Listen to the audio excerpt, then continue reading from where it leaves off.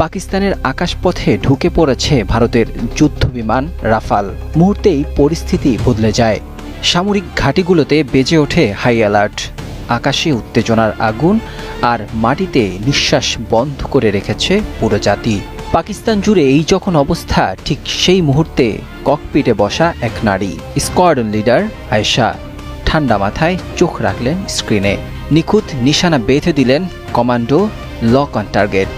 সেকেন্ডের ব্যবধানে পাকিস্তানের আকাশে থেমে যায় ভারতের আধিপত্যের স্বপ্ন। রাফাল বিস্ফোরিত হয় মাঝ আকাশেই। আগুনের গোলায় ছিন্ন ভিন্ন হয়ে পড়ে ভারতের রাফাল যুদ্ধবিমান। পাকিস্তান জুড়ে তখন আনন্দের ঢেউ। কারা বলেছিল যুদ্ধ কেবল পুরুষের খেলা, আয়েশা যেন সেই পুরনো যুক্তিগুলো মুহূর্তেই গুড়িয়ে দিলেন। পাকিস্তানের সামরিক ইতিহাসে তিনি প্রথম নারী যিনি শত্রুর যুদ্ধবিমান ভূপাতিত করলেন। এই ঘটনা যেমন সামরিক সাফল্য, তেমনি তা এক বৈপ্লবিক বার্তা। নারীরা শুধু ঘরেই নয়, দেশের গর্ব হতে পারে। আয়েশার সাহসিকতার প্রশংসা ছড়িয়ে পড়ে গোটা বিশ্বে।